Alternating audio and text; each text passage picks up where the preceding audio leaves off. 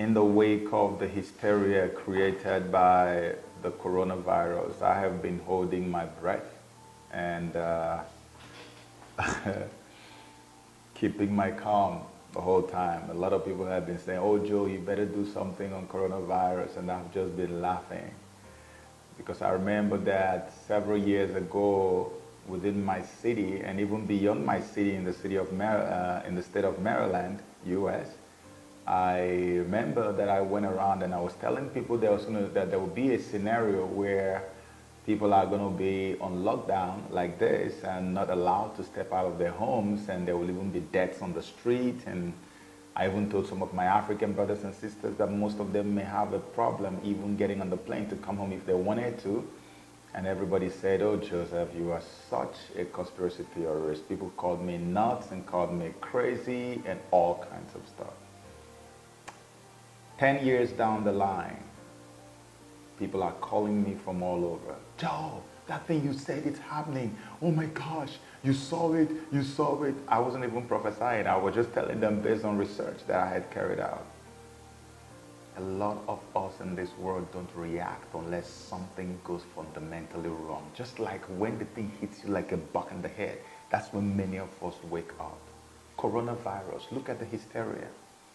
We have poverty today in the world. It has killed way more than even Ebola, SARS, Corona could ever kill in 1,000 lifetimes. I have never seen this level of hysteria around poverty and its ravaging effect in Africa and so many other places. Obesity, disinformation, all these things have been killing. No hysteria. Why Corona? And this is not to play down on the impact or the effects of the coronavirus. I mean, it's only a madman who would deny the effect of the coronavirus, which we can all see every day, how much it's killing and how fast it's spreading. Only a madman. So I'm not playing down on the effects of corona, but why the hysteria? I always want to ask why. It's almost like a shutdown of all human activities as we know it. Whole cities are under quarantine. Whole nations are under quarantine. Borders are being shut down. Social distancing is being promoted.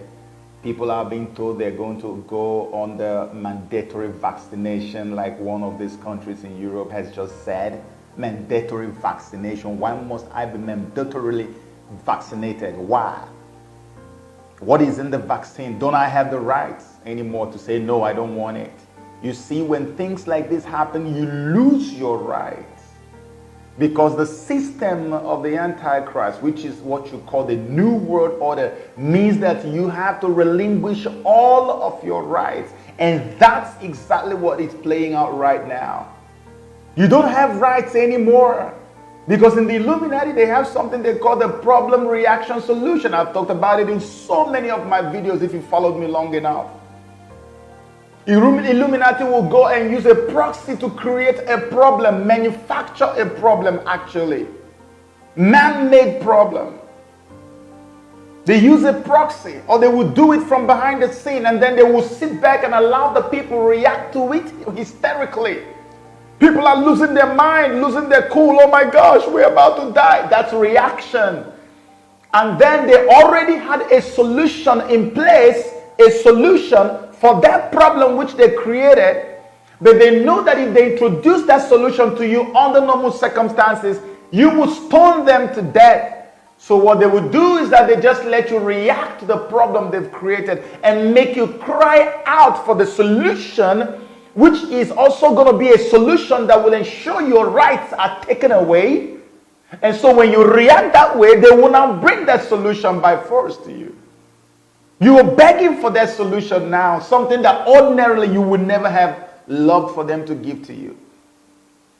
Problem, coronavirus. Reaction, hysteria, shutdown, border shutdown, social distancing. And then solution, mandatory vaccination. That's exactly what is going on right now.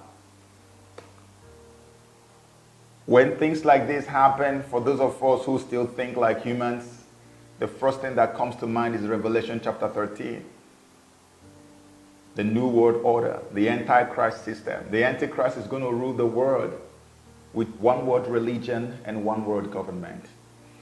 And so there's a guy called Anthony Lewandowski. Anthony Lewandowski came up with something he calls the Church of Artificial Intelligence. And he created a Church of Artificial Intelligence. Can you imagine that? You know, I've told you people several times in my videos that the future of our world is AI, artificial intelligence. The Antichrist is going to rule this world. He's going to use artificial intelligence to rule the world. And you can see what these people are doing right now. You see what they're doing? They are telling everybody to go home and work from home. They are telling people who want to do conference, an international conference abroad, have your own web conference. Everything is now web-based.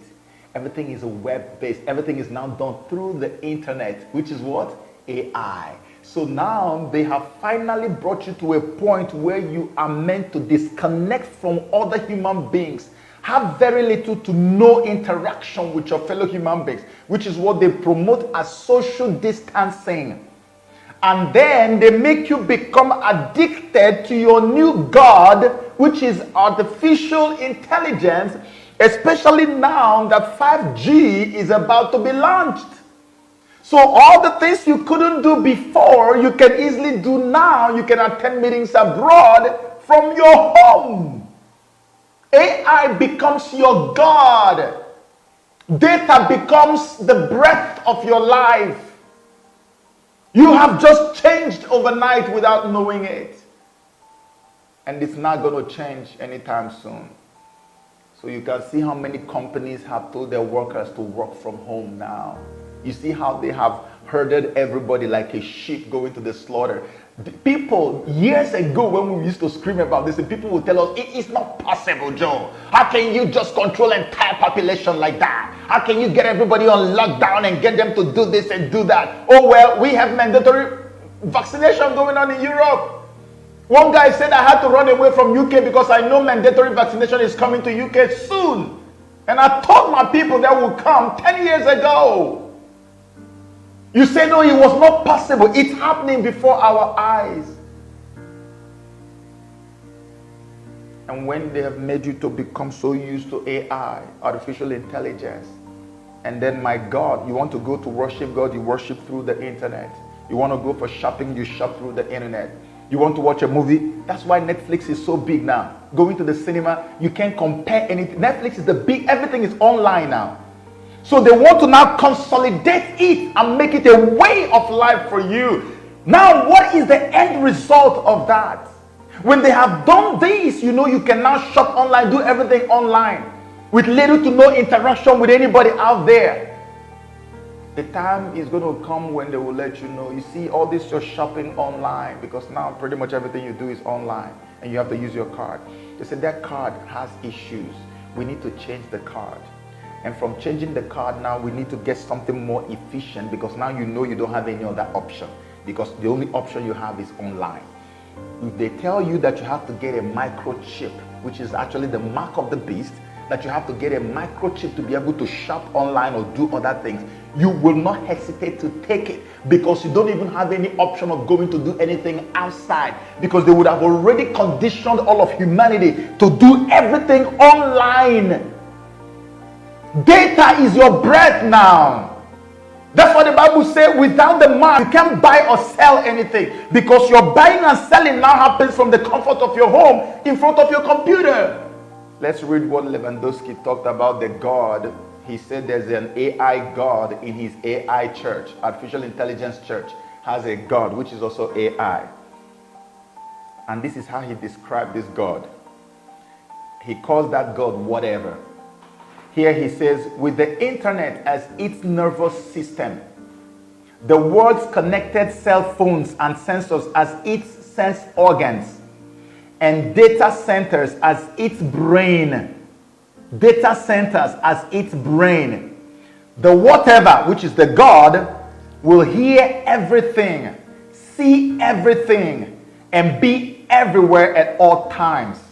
The only rational word to describe that whatever, thinks Lewandowski, is God. Written here. And the only way to influence a deity is through prayer and worship. He just described what the Antichrist is going to look like for us. The documents state that Way of the Future's activities will focus on the realization, acceptance, and worship of a Godhead based on artificial intelligence developed through computer hardware and software. Yeah. You've expressed your reservations about AI and your fears about that. Yeah, I just think the singularity is probably the right word, because we just don't know what's going to happen once there's intelligence substantially greater than that of a human brain. The primitive forms of artificial intelligence we already have proved very useful, but I think the development of full artificial intelligence could spell the end of the human race. In ancient times, land was the most important asset in the economy, so politics was the struggle to control land. In the last 200 years, machines replaced land as the most important economic asset, so politics became the struggle to control the machines. And now data is replacing machines as the most important asset. So politics is really a struggle about who owns and who controls the flows of data in the world. Government fought to have control over land in the past. Later, they began to fight to have control over machines. Now, the governments are fighting to have control over data. And that's why China came out with 5G and America had a problem with it. Why should they come first with it? And that's why they began to frustrate the efforts of Huawei. Nations are now fighting to control data, because data is going to be the source of everything you do in the end time. That's why you see them telling everybody you have to work from home. They are conditioning you. They are conditioning you. A lot of things are going to happen and things will never be the same again. If you're a rational thinking person by now, you will know that the system of the Antichrist is now about to be launched. But is it just enough to say that? Can I prove it further to you that the system of the Antichrist is about to be launched in our world? And I'm going to connect this to our man, Donald Trump. Okay, so recently, Pope Francis, the man you know who has been on a mission to unite all the religions of the world. I mean, he does not make any apologies for it. He does not hide it. He does not mince words. The guy wants every religion in the world to unite, to the point he even told Christians that proselytizing is bad. That means that Christians should stop going out to preach to people of other religions to convert them into Christianity. That is wrong. It is a sin. Pope Francis said that live. Said he would never do that. Why would you convert? And you know why he said that? Because the man believes that all the religions are good and they are the same and they all worship the same God. That's why he has been fighting to bring every single religion that has a name in this world under one umbrella. What did the Bible say about that in Revelation chapter 13? He calls it the one world religion. Are we close to one world religion being activated officially in our world? Yes. Let me prove it to you. Some things happened this week that we think should really capture the attention of most people, especially Protestants. I don't know if you're aware of what the Pope did on Thursday, September 12, but he had a special video where he is now setting up a date to establish a global pact with the leaders of the world to re-educate the young people of the world. This was also presented by the Vatican in written form, as well as the Pope himself reading it on a video, and the date is May 14, 2020. Dobbiamo puntare sulla educazione, che apre la mente e i cuori ad una comprensione più larga e più profonda della realtà. Serve un patto educativo globale. We need a global compact on education. The world needs to be re-educated, and we need the leaders of the world to come together and sign this compact. And a compact, of course, is a firm contract, promise, treaty, or an agreement. Che ci educhi alla solidarietà universale, a un nuovo umanesimo. Per questo ho promosso un evento mondiale. So he says we're going to promote this global event that is going to create a new universal solidarity. Now, that solidarity means a new unity, and that's been his mantra through his papacy, and a new humanism.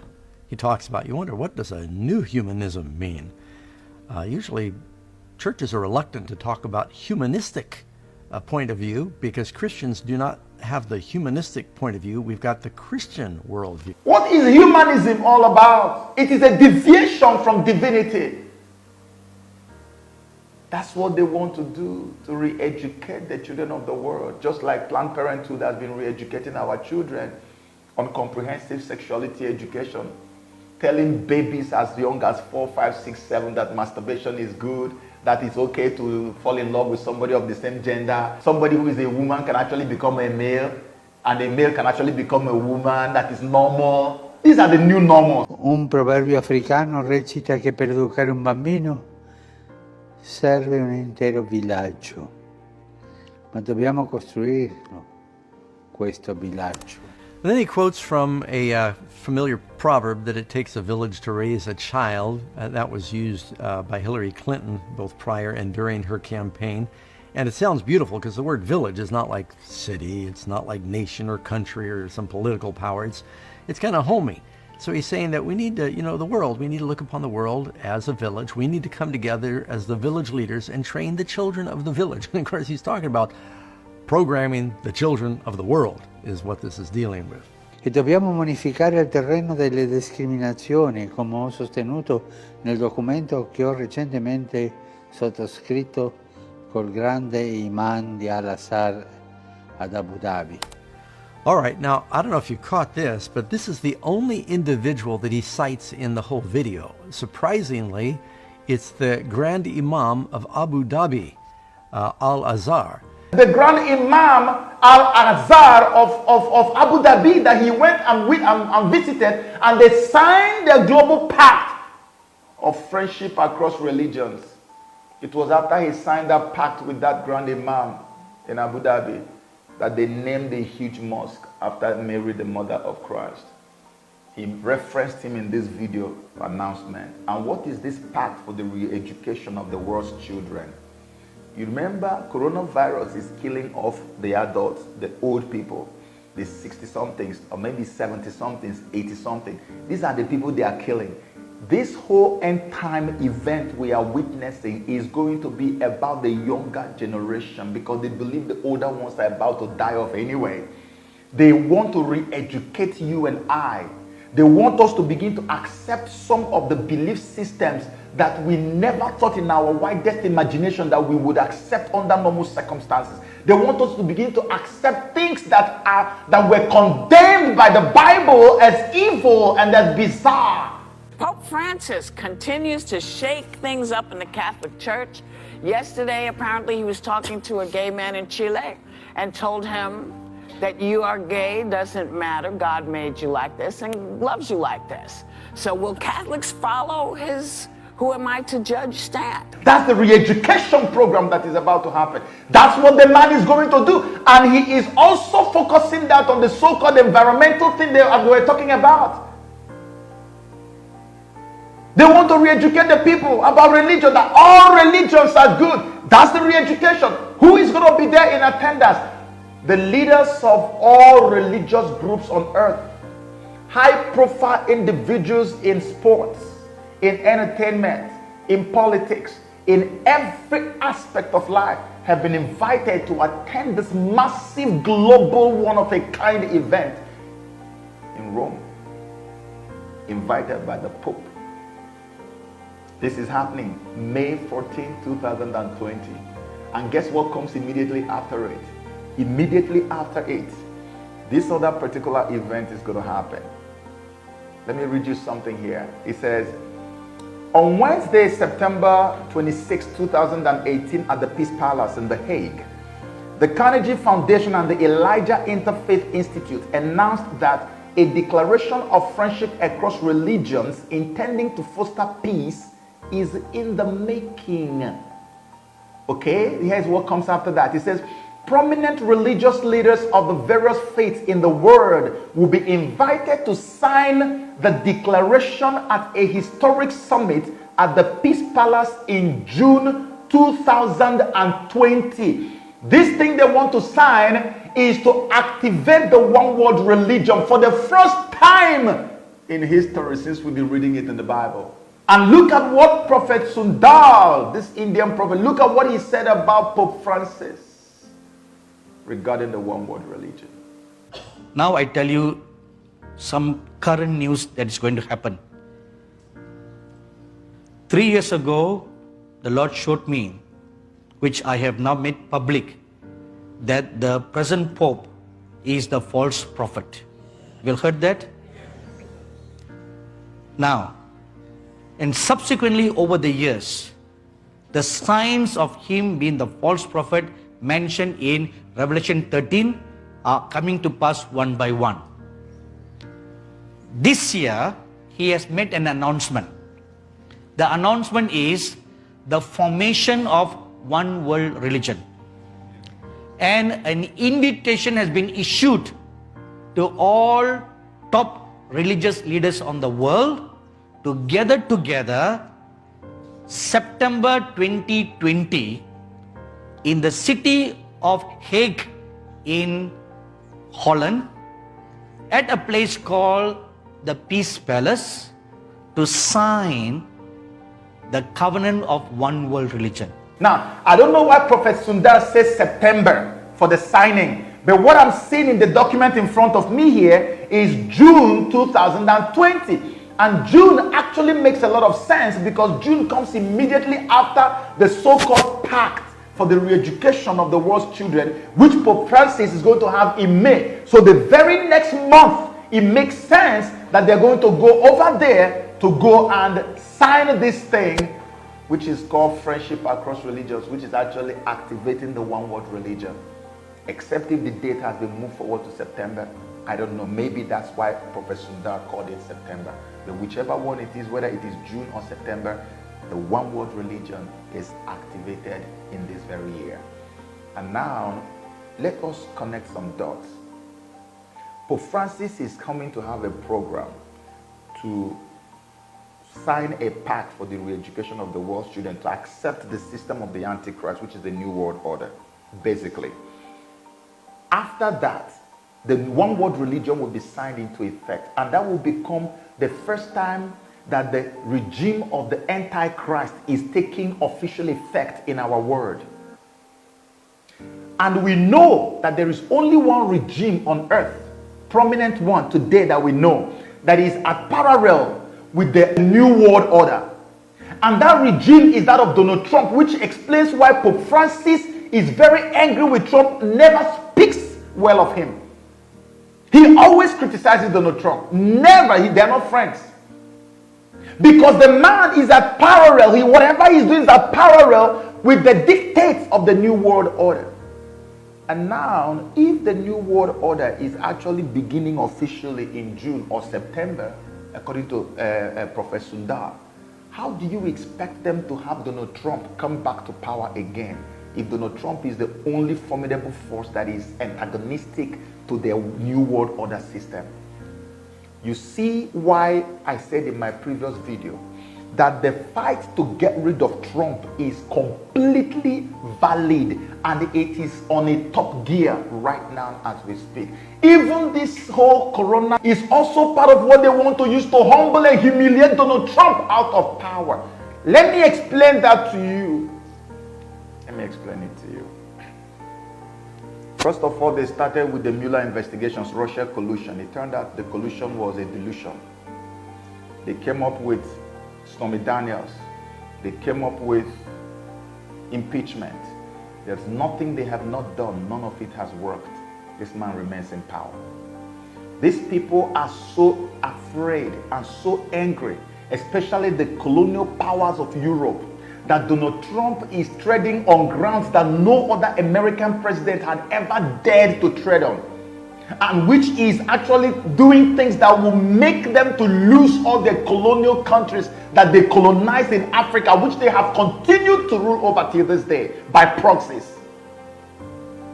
So these people are fidgeting. They are so angry. They are on edge.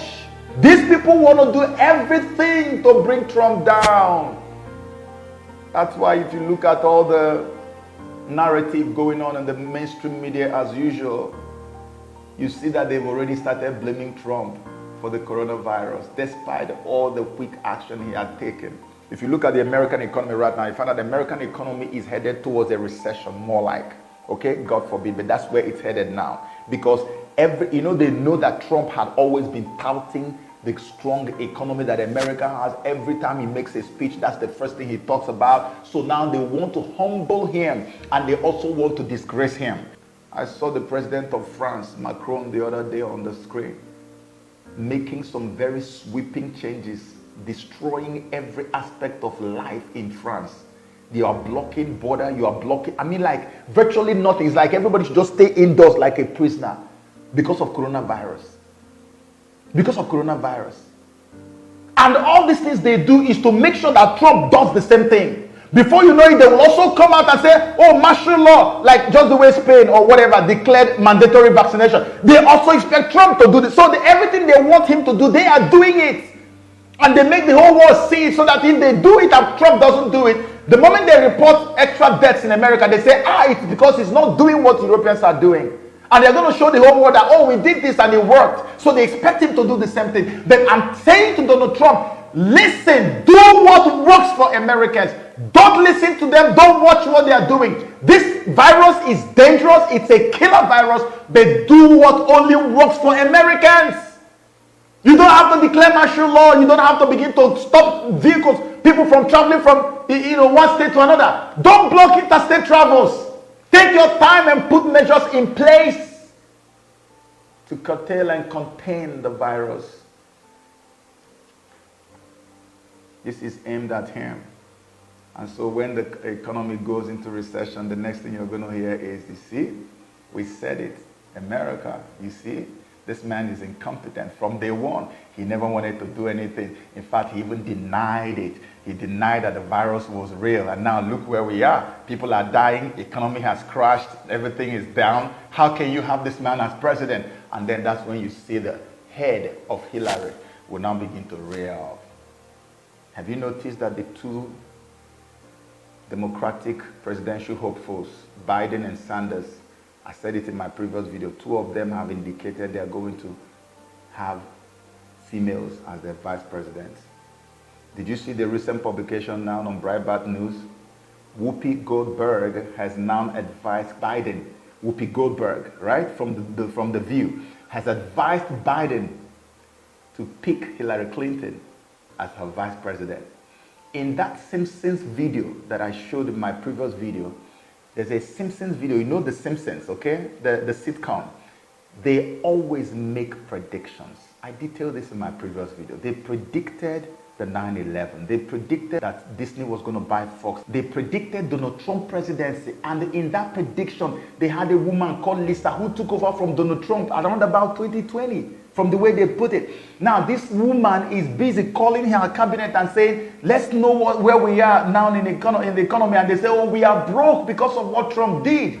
So it's almost, in other words, Trump bankrupted America. And that's almost what they are walking the man into right now. So the moment they pick Hillary as vice presidential candidate, just know it deep down in your spirit that Hillary has become America's president. No two ways about that. And that Hillary you are looking at there is 100% in compliance with the New World Order, which is going to take effect between May and June, according to Pope Francis. You see the connection of all the things that is going on. That's why life is completely changing for everyone right now. And they are going to put more pressure and put more pressure and put more pressure until they make this man cave.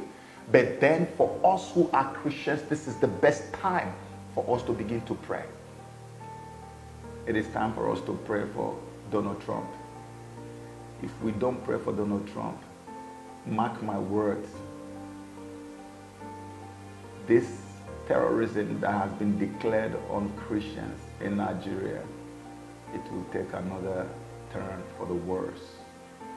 This man is the only ray of hope we have today. And from the things that I see, from the dots I am connecting, The dark clouds are closing in on him at an unprecedented rate.